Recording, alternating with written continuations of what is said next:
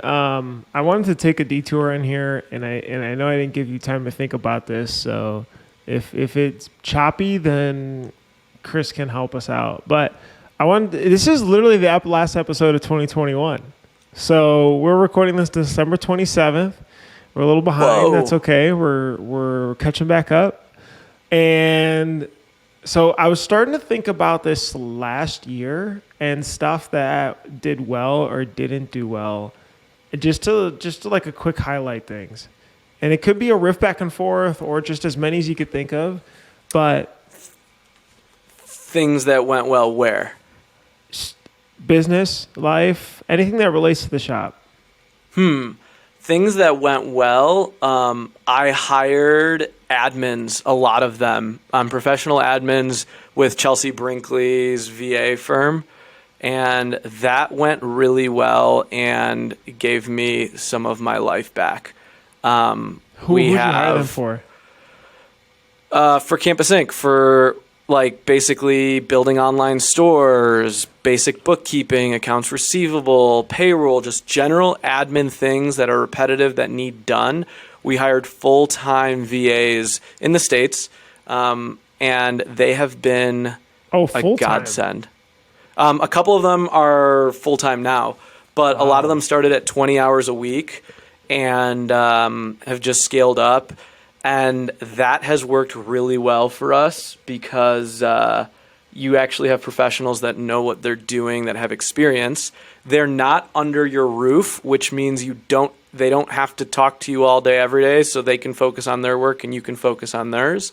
And it's okay that they're slightly disconnected from the business. You know, they don't have to deal with the everyday like distractions. That worked for us at Campus Inc. this year, and I will continue to do that 100%. I actually have my first item when I was thinking about it, I was just like jotting down notes, was assistant hire. We use a service, we did a different one. We use a service called Belay, Belay. I think it's belay.com. Let me, belaysolutions.com. That's what it is. And basically you pay for 45 hours a week, I think is the minimum. Or 45 hours a month. A month. It's $1,800.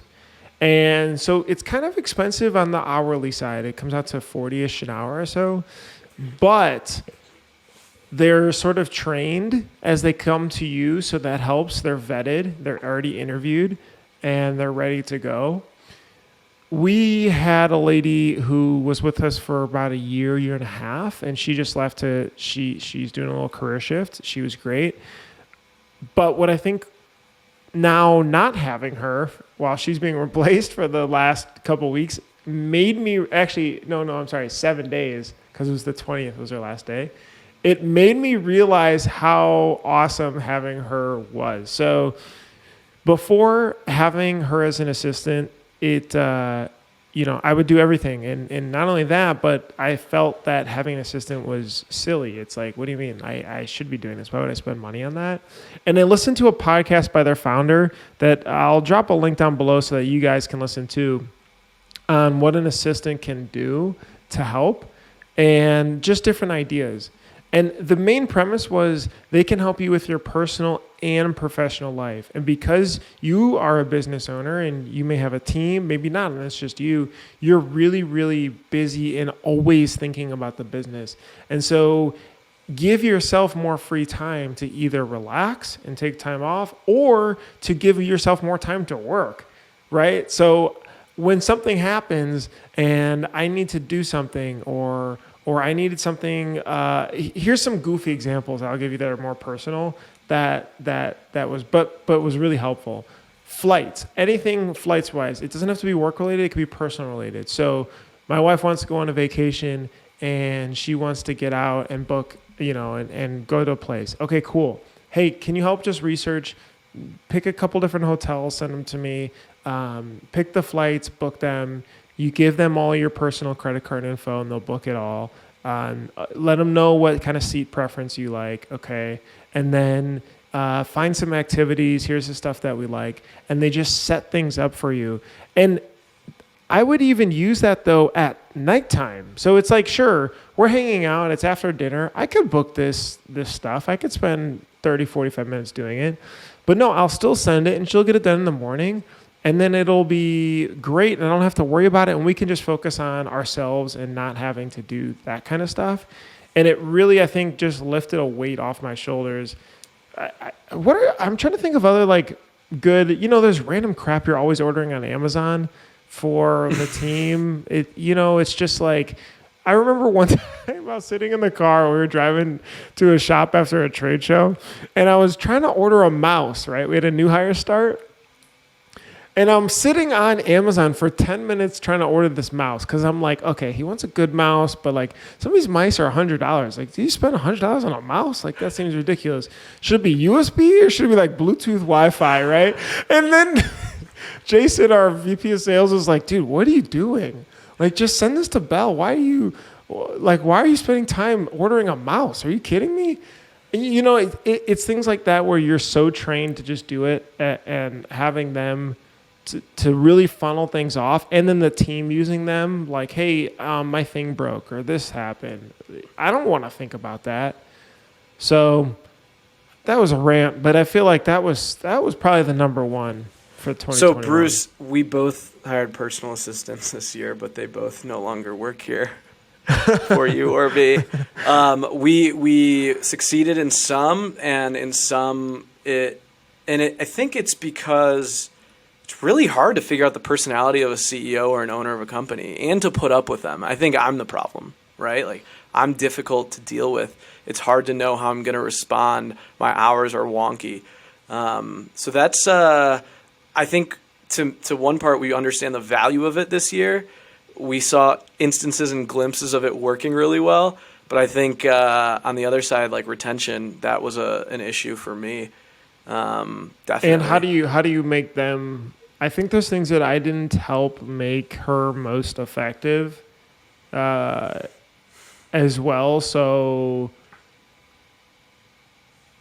I think one thing was I should give more direct feedback. So for example, when I ask for something, just sort of acknowledging that it's being worked on. And she would get it, and she's already working on it. But because I didn't see anything that was like, got it, or like a check mark or anything, I'm like, in my head, I'm thinking, okay, they didn't get it. I gotta send it again, and I gotta think about it. So now I'm thinking about their stuff, thinking about my stuff. All for a computer mouse. Yeah, it's just, dude, I have so many examples. And I think that paranoia, that trust factor, like you're trusting someone with something so close as your inbox or your schedule or your travel, and I give J-Lo, Justin Lawrence, a lot of credit because him and Tess have an amazing thing going as far as like her understanding him and how they've worked together and all that. And he'll say like, yeah, she's our rock, So Tess, Justin, if you're listening to it, it is Justin Lawrence's birthday today. Oh, snap. Happy birthday. I'll just shoot him a text. You can text him. All right, something I did bad. Something I did bad, 2021. Production is still not where I'd like it to be from a stability and leadership standpoint. We tried to keep an employee around that was not working in a management position, and I should have cut it a lot sooner, and I strung them along, and I think because of that, it created a lot of scar tissue.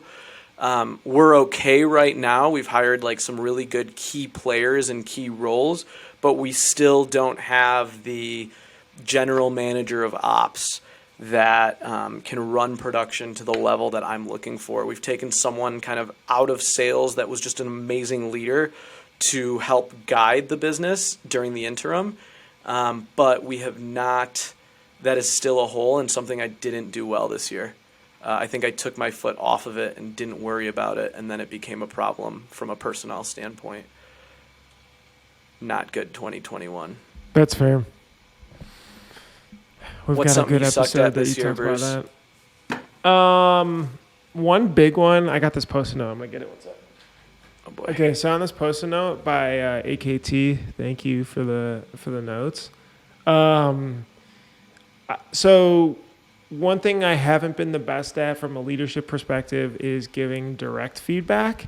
I'll kind of sugarcoat it because I don't like as much of direct, like, that sucked. I didn't like that, you know? And I realize that it's okay then, and sometimes it's okay long term, but other times it literally comes back to bite you in the butt because you didn't say exactly what you wanted, and it like sort of festers. And I've had that with some products that we've put out where I've only given feedback later on when it's like, dude, why didn't you just tell us earlier type of situation? And I end up just doing the work, and that causes more problems versus trying to give more direct feedback early. And then I think on top of that, I also didn't say, like, what exactly do I want out of this? Like, what exactly do I want out of you? I need you to do X, Y, Z. And I try to, though, balance that with, this is what I would like you to be thinking about to try to let them solve for it. But I think it's a balance of, hey, I need this from you, and then let them sort of think in addition to it, if that makes sense. And a few examples is just honestly some of our product stuff that's come out was just, I'm really stickler about design because I think that's the background that I came from, is doing a lot of UI design and web design stuff. And so I'll get really, really detailed in there in the pixels, and I'll be pissed off that, not pissed off, but I'll be a little bit angry in my head that, oh shoot, and I'll just jump in and do it. Whereas they could have done it. And then it also, I don't know the context of what they were working on because the team's not just me. Yeah. Anyway, I think on that, sometimes I'll give my feedback too quickly to something.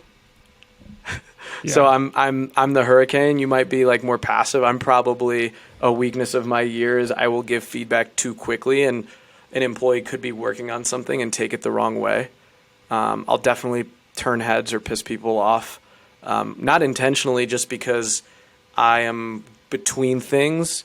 And so I'll give my feedback, and they'll be like, what the heck? I just spent all this time on this. I'll be like, no, it's trash. Try again. Mm. And so I think the feedback this year has been more, like, I never want employees to feel like they're bothering me, but sometimes I definitely give off like, you are bothering me, if that makes sense. Mm. And if I'm being bothered, I probably will let them know that they're bothering me, or will not give them their undivided attention. I think that's just due to a lot of waste of time where I'm not, spending genuine time with the people that I need to, and I'm just in passing.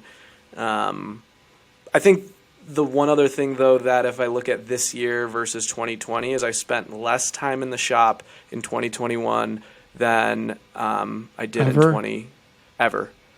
I mean, it became the norm that employees did not care whether I was in or not.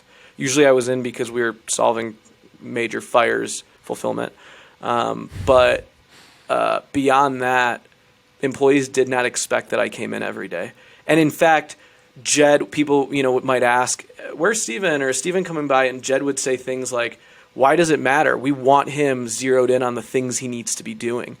And it kind of, it was liberating this year, because up until this year, and obviously I got married, I've got my shop in Champaign, I live in Chicago, and me being in two places and trying to handle that all and make people happy, it will not work. And so this year, I think finally our team is behind it, and I'm behind. I do not need to be here every single day, nor am I the best value add when I'm actually here.